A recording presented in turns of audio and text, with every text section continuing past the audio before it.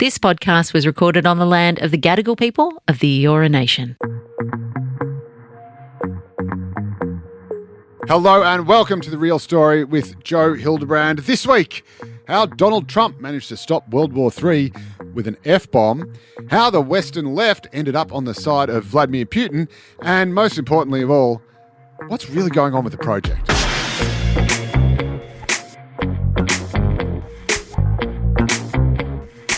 Firstly, Donald Trump has just stopped Iran from getting a nuclear bomb.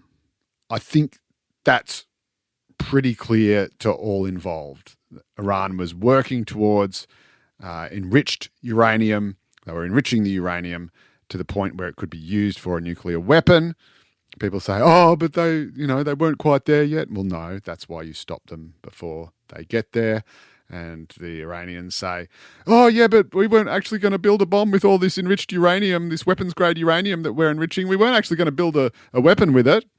It's like, yeah, but you also kind of say death to America, and you also say that you want to wipe Israel from the face of the earth. Quite literally, you've got a little clock in Palestine Square. Well, not anymore because the Israelis bombed it, so it's not there. But you've got the doomsday clock and everything. You've got your whole cultish belief that a Messiah is going to ride back on a white horse and there's going to be this great clash of civilizations which destroys the earth. I'm not sure if people who are looking forward to that should have nuclear weapons. Maybe it's just me. Anyway, so I think if you're going to go after anyone in this little conflict, I reckon Iran's a pretty good place to start. I mean, they're the ones who are funding and supplying and encouraging all the terrorism that is being committed in Gaza, in the north of Israel.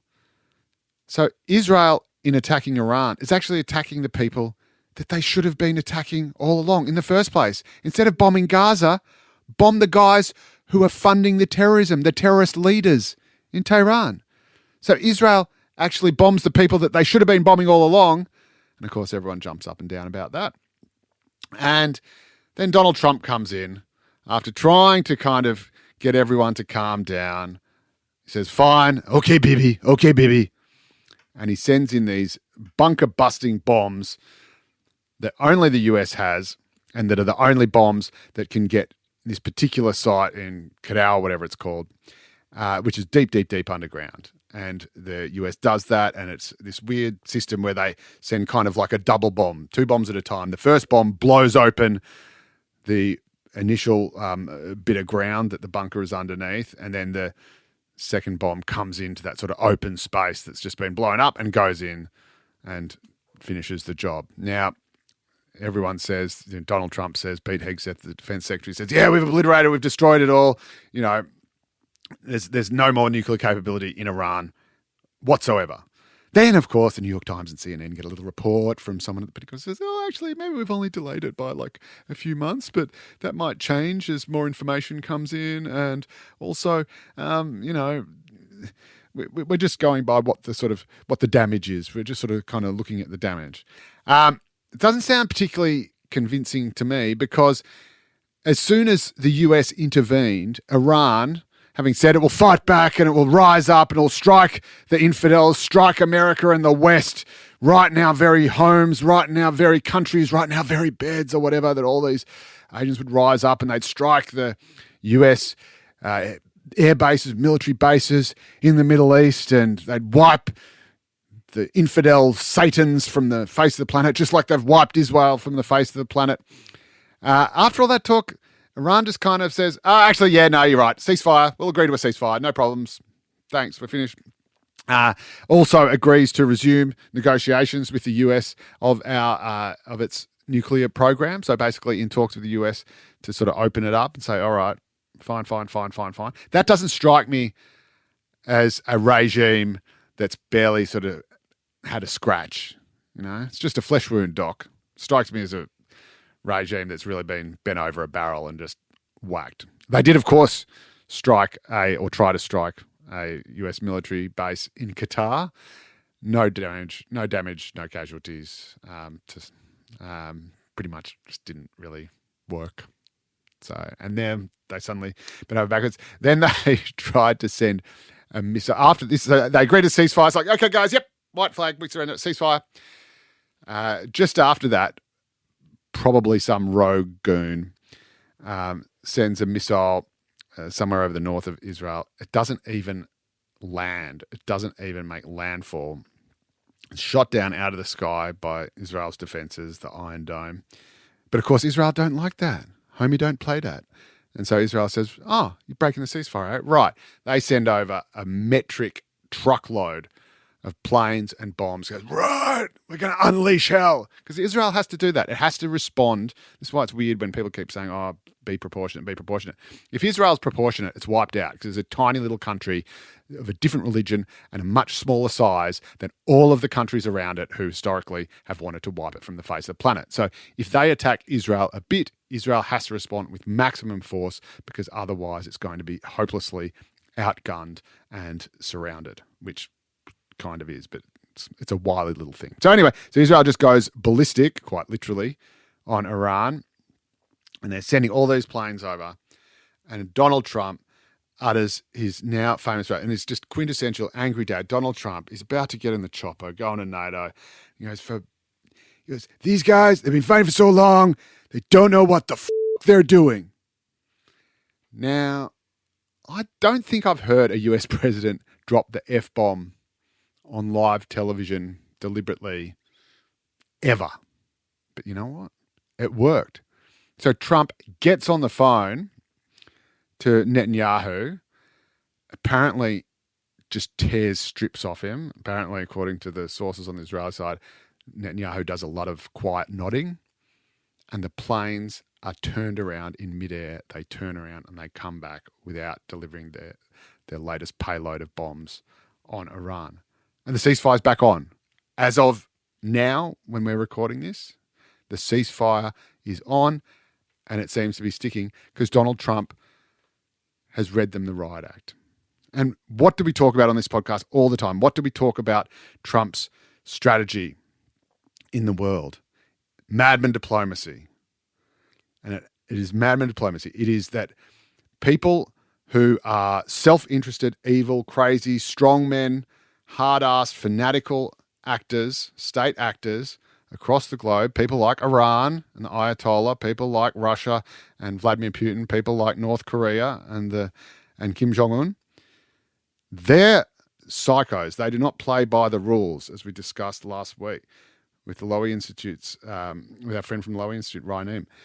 These are people who only care about who is stronger, who is going to use more force, who is going to play harder and faster. And if people think that Trump is a madman, if they think he's crazy, if they think he's prepared to do crazy stuff, they will pull their heads in. And up until now, Trump had been all talk, no action. Taco, Trump always chickens out. People have been saying, oh, well, he talks a big game. He says, Russia, no more bombs. They do anyway. He does nothing. He says, Gaza, give back the hostages. They don't. He does nothing. He says to Iran, stop building your nukes. Stop fighting with Israel. He does nothing. This time, he does something. This time, he sends in the mother of all bombs, blows up their nuclear bunkers, and suddenly everyone's come to the table. Suddenly, there's a ceasefire. Suddenly, the Americans are back in negotiations with Tehran about Iran's nuclear program. And that's the thing with madman diplomacy. Sooner or later, you have to go mad. And that's what Donald Trump did with the bunker-busting bomb. And that's what Donald Trump did with the F-bomb. And now, World War III is no more. At least for a little bit.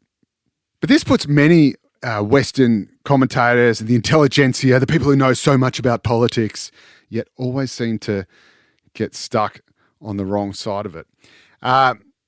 These are people who have been criticising Trump's actions ever since and before the bombing took place, let alone the F-bombing.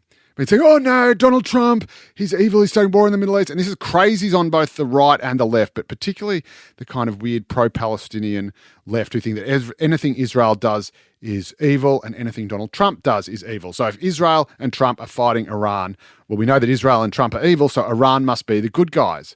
And so suddenly you have this weird thing where you've got left-wing activists championing, defending, pushing the cause of a regime that kills gay people. A regime where being gay is a capital offence, where being gay gets you executed, often in the most brutal and horrendous ways, where they have, since they came to power, killed thousands of gay people just for being gay. And yet you still have groups like, Queers for Palestine or Queers for Iran.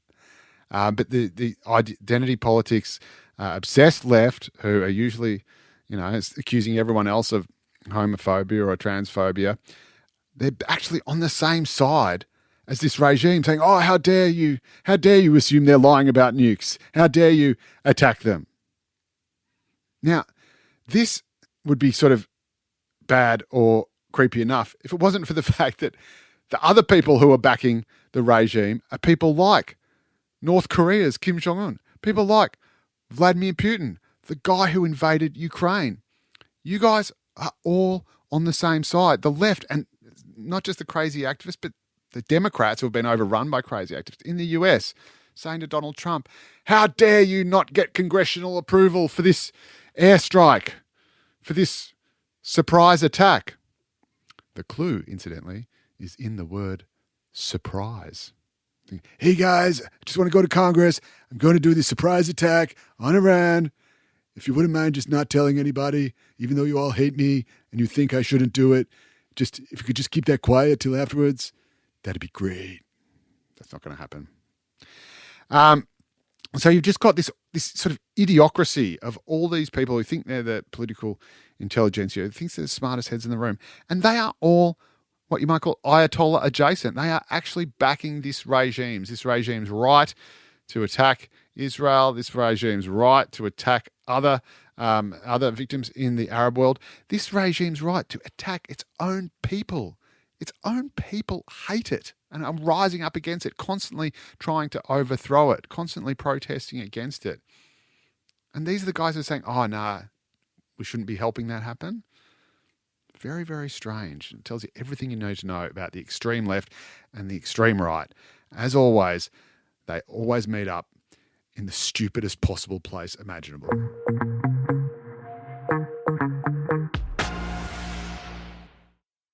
Well, now that World War III has been safely averted, thanks to Donald J. Trump, we can get on to the second biggest story in the world today, which is what is going on at the project.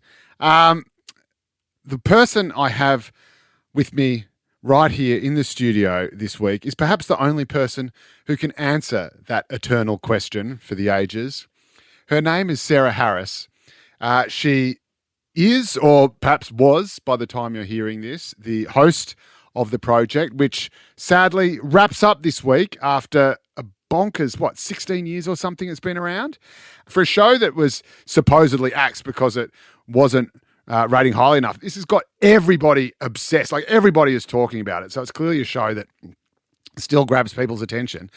And acres and acres of newsprint has been written about what was happening behind the scenes or what was behind the show rolling up.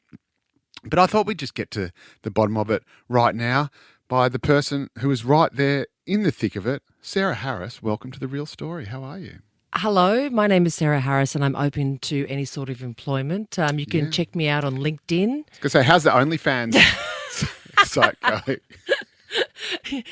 You would not believe how many people thought that was real. My aunt, who lives in Western Sydney. Sarah, what are you doing? Don't sell your body like this. It's a joke, Auntie Maria. It's a joke. It's all fine. I'm just trying to make light of a situation. But yeah, it's I just keep thinking, what's the Daily Mail going to write about now? Well, that's all that matters. Yeah, that's right. That's all that matters. And I'm sure whatever you do will give them plenty of fodder. Well, it's part of the game, right? But look, it's for me. I had my first axing at the age of 19. Oh, no, it takes you back, doesn't it? You always remember your first. Yeah, it was a show called Local Edition, which the Courier Mail helpfully called Limited Edition. Oh, that's old. It was axed after 3 months, and I still remember walking in to shoot a story and our news boss sort of calling us all in saying, show's not going to air tonight or ever again.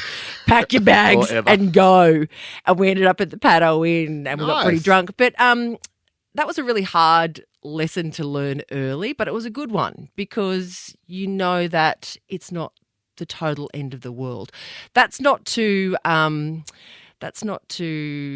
lessen the impact that it's had on a lot of people. A lot of people work on the project. Lots of people who behind the scenes are about to have babies. Yeah. Have scrimped and saved and have it bought their is first not place. A good environment. I mean, the media is probably the most under threat industry. I'm not saying we're doing it tougher, but the media has just been completely and utterly turned upside down by like technology. Social media killed the TV star in a way. And I feel like there's a bit of a reckoning going on in TV. It's not really sure where it fits and is trying to move, but it needs to move faster because everyone with a phone can make content. It needs to move faster with less as well because, we're losing the advertising dollars. Yeah. Everything is becoming leaner, tighter. The days of the sort of the Ray Martins or the Brian Hitchiners, with their big Henderson, Peter Hitchener, with big, giant sort of salaries and cruising around and sadly, because that's what I was going to do. But now you can't do that anymore. What were you going to do? I don't know, just get $1 million a year for reading the news. I know. No, it just isn't the same. And it makes me sad in a bit of a way because do you remember, we all grew up with 4 networks and TV was what bonded us all together. I mean, we all know the moment when Molly from A Country Practice died. Stop. Don't do that to me. I've already been axed. Don't make me cancelled. No, but we all remember when Molly died. We all remember that Angry Anderson sung at Scott and Charlene's wedding. Exactly. We all remember the words to the Go-Go Mobile ad or the Telstra Not Happy Jan. TV. Those ads brought Australia together. No, TV is where the comedy company. Remember that? Yes, there was a commonality there, and now that there are so many different platforms where you can find not just your news, but where you can find entertainment, I feel like that is reflecting a bit of a fractured country as well. Do you know, just to get deep before we get into all the fun stuff, but I think you are absolutely right. And I'm constantly saying, I was saying it in an interview with Mumbrella just earlier this week, that in the old days, everyone would sit down and they'd watch the 6 o'clock news and there might be different angles, but they were different angles on the same stories. And more importantly, people at least broadly agreed what the facts were, what had actually happened. Like the sky was blue, somebody stole a car, a politician did something or said something. And these days, because it is all so fractured, there's actually completely different sort of worlds out there that people are seeing. Like if you read The Guardian, and I'm sorry if you do, I really am, and then read the Daily Mail, you would think they're reporting on 2 completely different planets. Yeah. And I think that does fracture society, but it screw does. it. That's for the kids to sort out. It does. And look, it's interesting because back then, we were told that TV makes your eyes square and it's bad for you, but it was actually this really unifying medium in a way. It's a unifying medium that's constantly sacking people.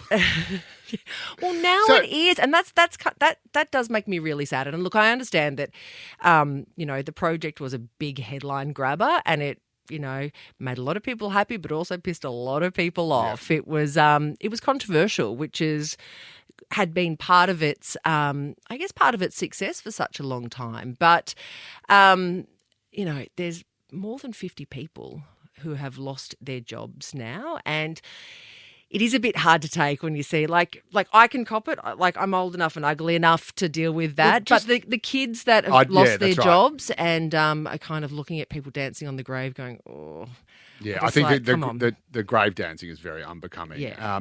But just on that, I read, I think, in the Oz media section that you weren't actually sacked at all. You weren't actually, that 10 wanted you to work on the new show that they're replacing the... Look, 10 has been so good to me. I have loved my time at 10, and they were wonderful. They have been so supportive of me over the years. I feel like Channel 10, even though I learnt my craft at Channel 9, Channel 10 was the making of me. They took a chance on me. They let me be who I am. I got to meet you and have lifelong friends. I had my babies there. Obviously.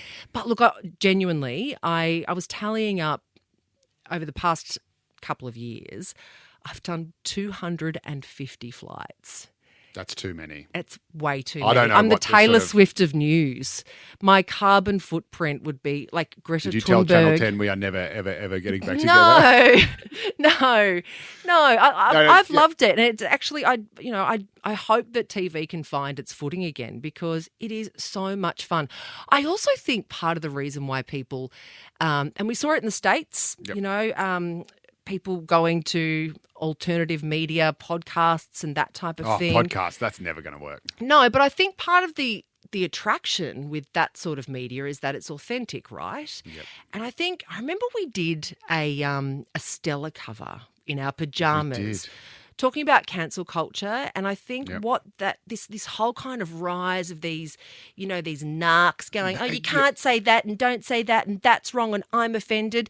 And what you've got now, hey guys, hey everyone on the internet, I just saw this thing and it really offended me and I want you to see it too because it's so inappropriate and upsetting. I want all of you people to be upset by it so you'll know how upset I was. I know, and I feel you feel like I'm not advocating for like flat out racism or sexism on television. Bring it back. But there's no sense of like, as a host, I find like every night I am making multiple calculations every minute thinking if I say this, which is intended as cheeky and a bit clever or cute, will I be hunted down by the online trolls and will my career be cancelled? And then what you get is beige. That's right. Beige. This is what people you self-censor and you're scared of saying anything at all. You're scared of making... I mean, a joke almost by definition has to be unsettling or offensive in some level, or as someone said, in a joke, someone always has to lose their dignity. But of course, that's people losing their dignity and that's oppressive. Yeah. And the other thing is, it almost doesn't matter what you say because if someone doesn't like you, they can take anything you say about anything, they can take it out of context or choose to deliberately misinterpret it and then cast it to their own kind of audience or their own similar humorist, extremist Karens as something offensive, and people will take it that way because that's what they've been told to expect. And I think hopefully people are waking up to that a bit more now. So. But again, you get... Because there's no benefit of the doubt anymore. And there won't be anyone left working in free-to-air television if it keeps going. And I think this is... That would be the real national tragedy. Yeah, I don't think the project was cancelled because it offended people, but I think what it has done more broadly to the industry, these teams that mobilise at any small or minor sense of injustice, it's made an industry super, super bland. And then you've got people going, there's no authenticity now in television. Right. It's like, well, this is what we have to do to be brand safe. Because what they do, they get their troll armies to go for the advertisers and they might not even watch a show. And what you get is literally, 50 people out of work, then Q&A, it's the back same page. With politicians. Politicians, they just do the same boring, they do the same, focus group tested boring lines. They never say what they really think. They're just, and then as soon as a politician says anything remotely interesting or makes a joke, it's like, how dare he say that someone had Tourette's? Oh, do you know how offensive that is to people with Tourette's syndrome? Oh my God. And of course, whoever it is goes back and says, oh, I'm terribly, terribly sorry. I'll never say anything like that again. And we go back to the boring, scripted, rehearsed, focus group tested line. It just does me. Anyway, let's stop lamenting about, and skateboards. What about all those young kids on skateboards? I wonder what the focus groups would say about Joe Hildebrand. I think part of the reason I'm constantly cancelled but not dead is because no one quite knows what to make of him. I think that is the problem. And I think... Do you remember that year on Studio 10 where you spent the whole year saying sorry to people? I would like to apologise to the following people. And it's true. And you just do. And you say sorry. But this is the other thing. The sorry is... first they demand you apologise. And then you apologise. And then they say, well, that's not good enough. Totally. And so there's actually no point to it. So I don't regret... because I think any normal person says, oh, I'm sorry. I didn't mean to upset you. I didn't mean what you think I said or whatever. And this was the strangest thing about it. Like anyone who hears the things that I was apologising for outside of that prism, like, oh, I bet he's about to say something really offensive. People just hear and go, oh, yeah, that actually makes sense. Yeah, I don't understand. But of course, if you're putting it through the meat grinder of, the outrage machine, then of course it's going to come out the other end looking like pretty nasty sausage. Yeah. I've seen a few in my time, Joe Hildebrand. You were waiting for it, and there it is. But anyway, let's get back to you. So, I want to get back to you. So, and I know with my experience with Channel 10, they are actually really nice about it. And the most lovely place to work, and they actually care about people. Stay in some way, and I decided to. I remember that was and that's the kind of interesting thing as well. I did shed a few tears when. Did I inspire you in your decision? Is that what you're trying to say? Well, yeah. I mean, look how well you're doing. Got a podcast. No, but I think for me, the most emotional thing was losing you from Studio 10. Yeah. I still remember. Wasn't worth going on after that. It was so sad, right? And I was just so emotionally attached and tied to Studio 10. It was interesting. Beautiful Carrie Bickmore sent me a text message afterwards when it was first announced, and I said, "Want to buy a beanie?" No, she said she was beautiful, and I said to her, "I'm sorry, I couldn't keep your show running." And she's like, no, that's not what it, don't be silly. And that's just the industry. But I did feel like that. What she started that show. And I think when you start a show, it's like raising a child. And now this 16-year-old belligerent television show is. To quote Robin Williams in Good Will Hunting, it's not your fault. No, it's really not. And I think your analysis is bang on. I think you have a problem where you've got. Well, it was made for young people. That is targeted. That's right. You've got a program that is targeted towards young people, and young people are simply not watching television anymore. They're not watching free-to-air scheduled television anymore at all. They're watching something else. I don't know what it is. Porn probably, whatever. But they're not watching that. And actually, they're not watching porn because they're too virtuous. They're too anxious about climate change and saying the right thing. I think they're probably grown up and they've had their own kids and they're in the kind of the day-to-day running around. It was interesting. Waleed said to me that he had, during COVID, numbers for the project were through the roof because people had nowhere to go. Captive audience, yeah. But then, and people kind of loved having someone else go through it. If we could just lock people in their homes more. That's the solution to free-to-air television survival. But then kind of when the restrictions and the lockdowns were lifted, there was almost like a backlash to TV. And I've got to say, when I got to Melbourne in 2023, I was so surprised at the number of people just out doing things in that doesn't really happen here in Sydney. People were out living their lives. It was like a party was going on every night. Like they were relishing their freedom. They're not home watching TV. Yeah, well, I think that's probably because Melbourne was locked down harder and more brutally than Sydney. So people were just running out, going, "Oh my God, I'm free! I'm free!" Yeah. So another thing, because speaking of the old days at Studio 10, you came over from Channel 9 to Channel 10, which I'm very glad that you did because that was. I was 12 years at Channel 9 too, so it's like a 12-year itch that I must have. But I read something about your time there, and I can't remember what it was now. But look, you. I did. You were destined for pretty big things there as well, weren't you? Yeah, look, I had some amazing opportunities and experiences at 9. I loved it, and it really kind of gave me that grounding to do what I do today. Like it was invaluable experience, but I was off contract for 8 months, and I didn't realise until I was working in television what a big deal that is because that means they don't really love you or they're not sure if they love you. It's kind of like your wife telling you we're on a break. Yeah, that's right. And I was like, oh, what should I do? And then Rob McKnight, who started Studio 10. I should just explain. This is really boring, but if you're off contract at a network, it means that you're still working there, but you don't actually have. It's just almost a day-to-day proposition. You don't actually have a fixed contract. It's like a week-to-week leasing situation. For a year or two, yeah. So I was I was like, I kept trying to have meetings and it wasn't happening. I was like, okay, and then Rob McKnight, who I'd done some kind of 9 News Now with. Current host of McKnight Tonight. Yeah, but you know what I love about him? He loves television. Yes, He's he the does. biggest TV nerd I have ever obsessed met. with He it. is obsessed with it. And I loved that about him. Still do. And he was like, do you want to come over and just trial for this thing? And I remember going to a pub one night and you were there. I'm like, this is a sign. Yep. This is a sign. And then we did the screen test. It was with Ita as well. I was like, you know, this is amazing. We've got to do this. And it was incredible. I loved every second of that show. In fact, It was so good. I've got a gift for you. No. Oh my God.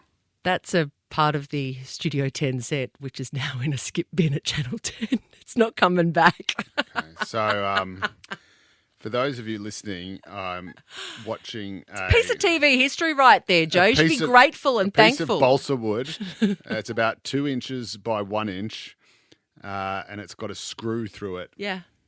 It's part And of our the set. end of the screw is sticking out the other end. So it's also quite sort of dangerous potentially. Could sell that just on lying eBay around. for, TV Do you know what nerds. this piece was used for? Yeah, that was part of the couch. Doesn't look very comfortable. Well, it was the frame, you idiot. Okay. Yeah. It's, really brings back memories. So, brings back memories of wood. How I got screwed on Studio 10. But no, they were good times. It was a very good innings. And fun fact, 'cause so me and Ita, this is the very strange thing. Me and Ita were actually the founding You were. kind of members, and people don't know this, but everyone else actually had to audition. And obviously the show ended up being associated, entirely, or very much so, with you. Like basically what I'm saying is, it was meant to be my show, and then you came in and stole it from me. Oh, I did And not. then- no, of course you didn't. But and then What?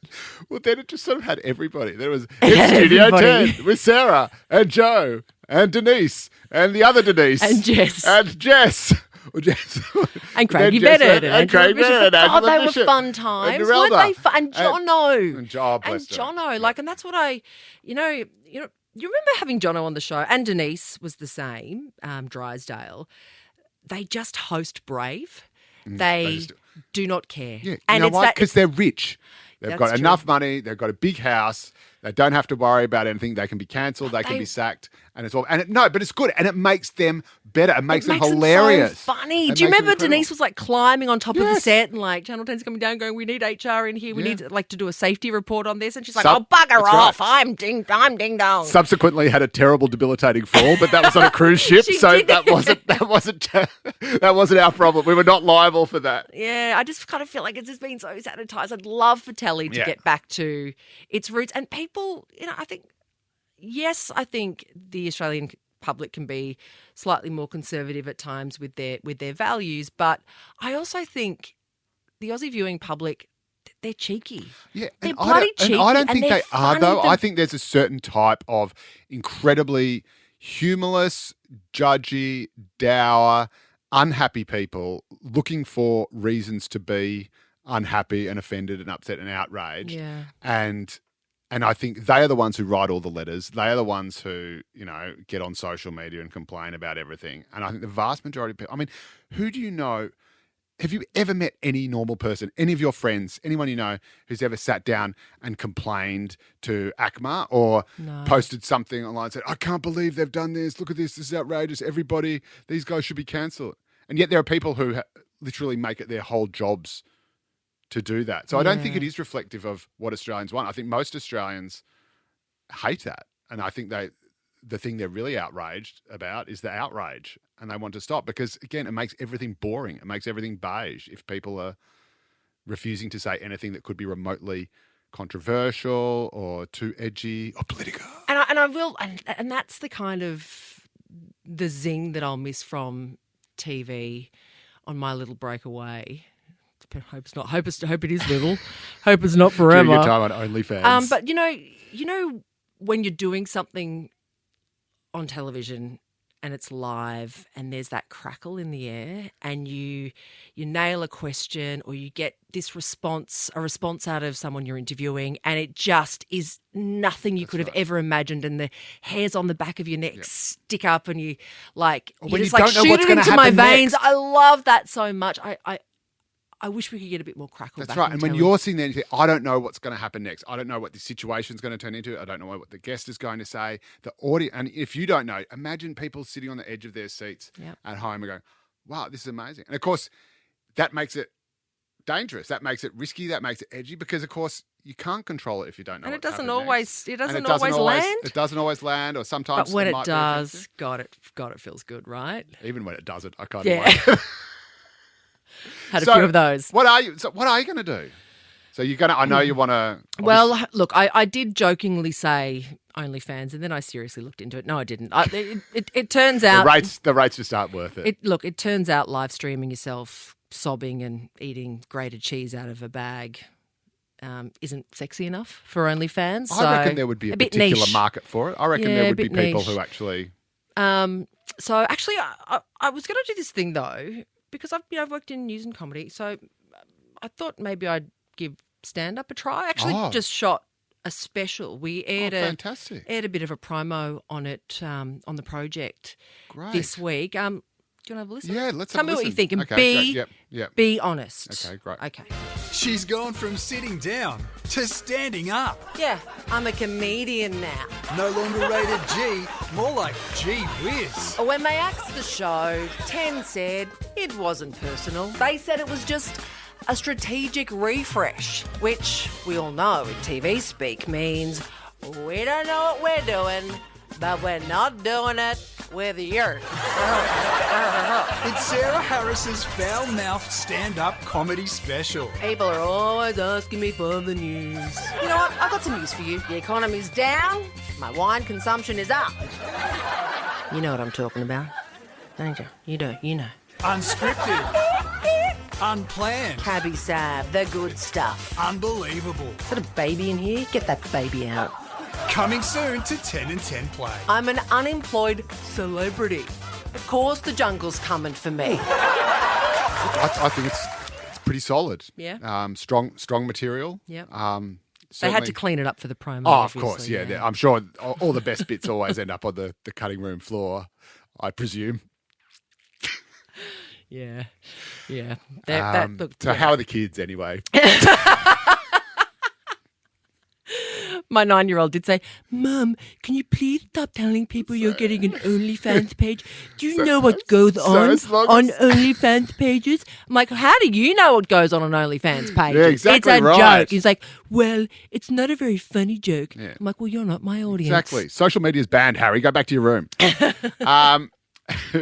Do you know? So, all right, we'll tell you the real story about this because that's the name of the podcast. But so I was in the New South Wales budget lockup. They'd literally just given our phones back. It is literally like I think they'd even given them back early. It must have been Providence, even before midday. I take it out of the sealed bag that it's in, and as soon, literally, the minute I do that, the second I do that, it starts ringing, and it's Sarah Harris. I answer the phone.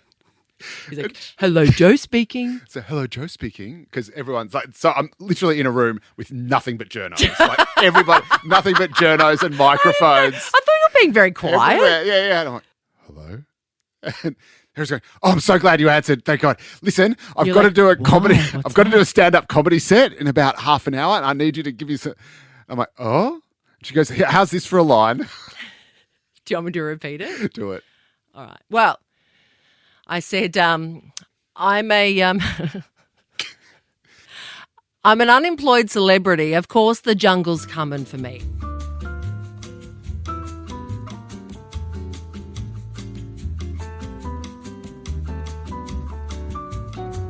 Am I right, ladies? And was that one of the lines that cut?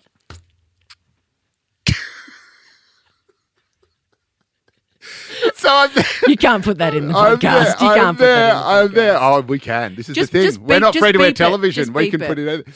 And They wouldn't let me say so my- I'm there. Eric Clapton joke, though. I'm there in the middle of the Sydney CBD, like above, 50 floors above Martin Place, looking out the Sydney skyline as close to the window as I could possibly get. And And you're like, and I was like, yeah, I'd maybe just look. Let me have a think about it. I think, and eventually I had a bit of think about it, and I was trying to call you, and obviously you'd already gone off and done it. And I had this. I think I said, I'm going rogue. We'll call you later. That's exactly what you said. And I'd sort of realised, oh no, she can't go and sort of do all these jokes there. The joke has to be that she's this kind of washed up, drunk comedian doing all this kind of blue, old-fashioned material, that's the sort of stuff that you get cancelled for. And every time she's about to finish a joke, it gets beeped or it gets cut because it's just too old school.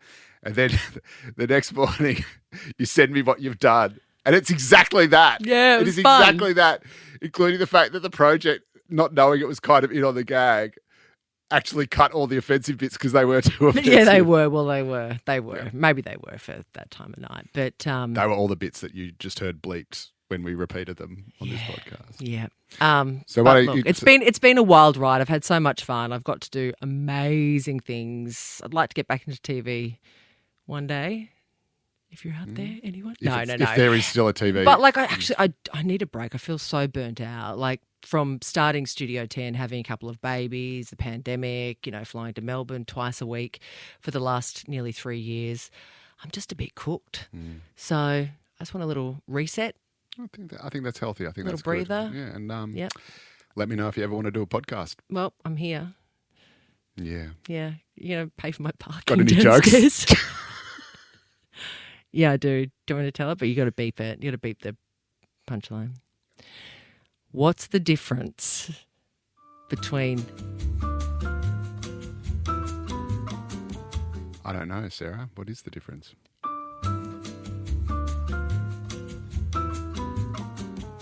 Just stop! Stop! For the love of God! You can't do that. Think we might wrap this up.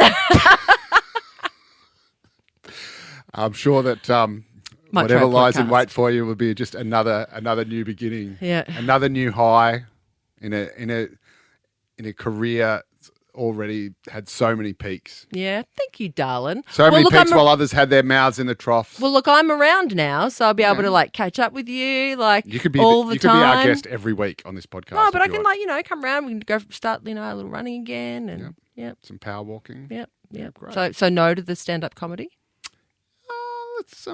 Let's just sort of take it offline. I've got 6 months to come up with a show before Melbourne next year. Should do a joke about I'm a celebrity and all the stuff you have to eat on it. No.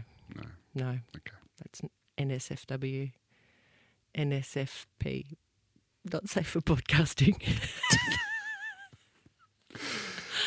Sarah Harris, thank you so much for joining us. Thanks, Joe Boy.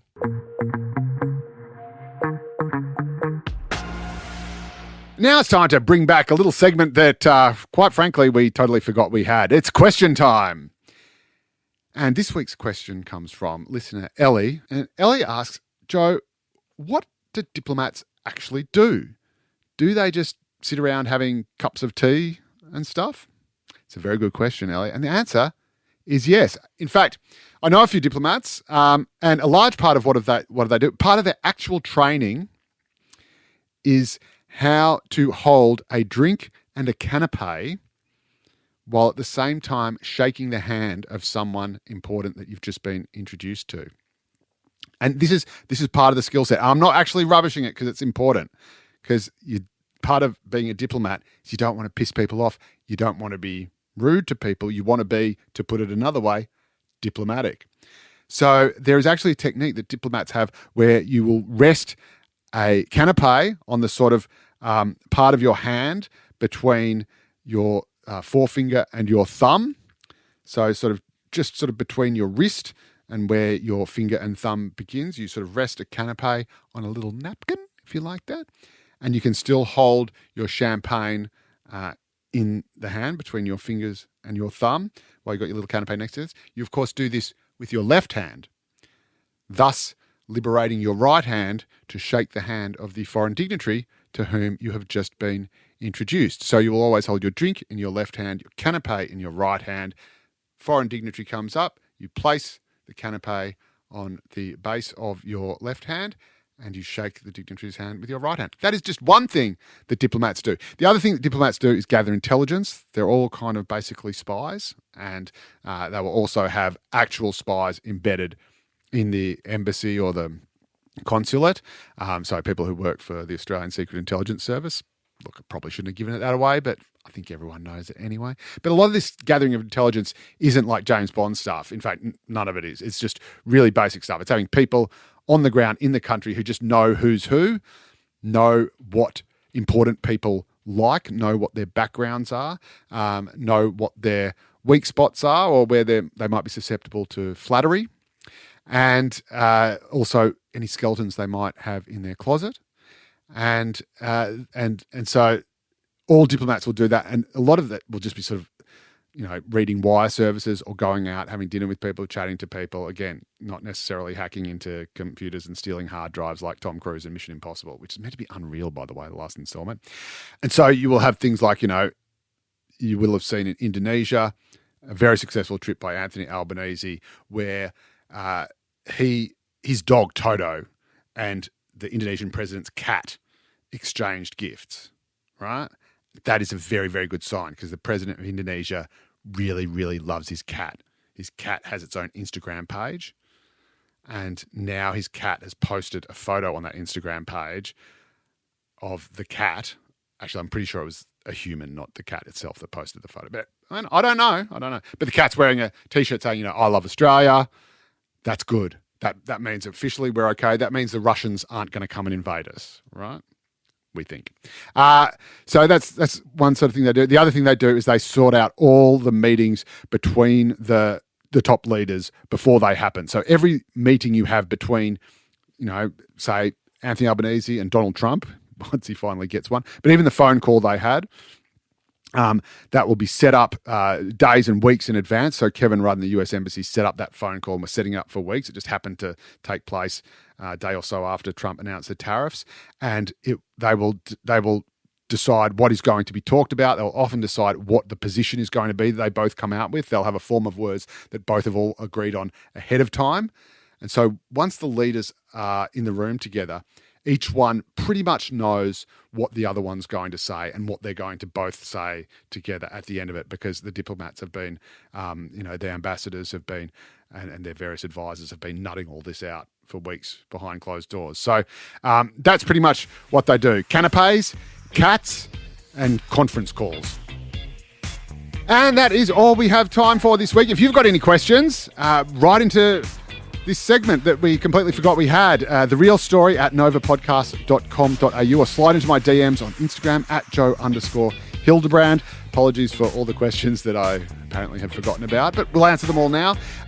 You can also catch me, of course, every Monday and Saturday in News Corp Papers. You can go to any of the sites where you get your podcasts. You can like us. You can leave a review that says how awesome we are. And if that isn't enough for you, you can always just tune in next week. See you then.